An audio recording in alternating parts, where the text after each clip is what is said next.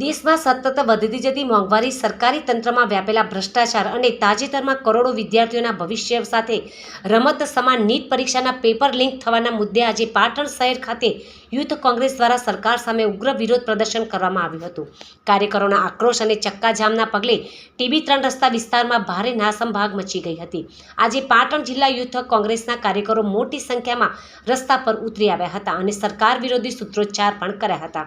દેશમાં યુવાનોના ભવિષ્યને બરબાદ કરતા પેપર લીક કૌભાંડ અંગે આક્રોશ વ્યક્ત કરવા માટે યુથ કોંગ્રેસના કાર્યકરોએ કેન્દ્રીય શિક્ષણ મંત્રી ધર્મેન્દ્ર પ્રધાનના પોસ્ટરો જાહેરમાં સળગાવી પોતાનો વિરોધ નોંધાવ્યો હતો. વિરોધ પ્રદર્શન દરમિયાન યુથ કોંગ્રેસના કાર્યકરો પાટણના વ્યસ્ત એવા TB3 રસ્તા પાસે રોડ પર બેસી ગયા હતા. કાર્યકરો દ્વારા ચક્કાજામ કરવામાં આવતા રસ્તાની બંને બાજુએ વાહનોની લાંબી કતારો લાગી ગઈ હતી અને ટ્રાફિક જામની સ્થિતિ સર્જાઈ હતી. ઘટનાની જાણ થતાં જ સ્થાનિક પોલીસનો કાફલો સ્થળ પર દોડી આવ્યો હતો. ટ્રાફિક હળવો કરવા અને પરિસ્થિતિ પર કાબૂ મેળવવા માટે પોલીસે વિરોધ કરી રહેલા યુથ કોંગ્રેસના આશરે 6 જેટલા અગ્રણી કાર્યકરોની અટકાયત પણ કરી હતી. કાર્યકરોની અટકાયત કર્યા બાદ પોલીસે માર્ગ ખુલ્લો કરાવી વાહન વ્યવહાર પૂર્વવત કરાયો હતો.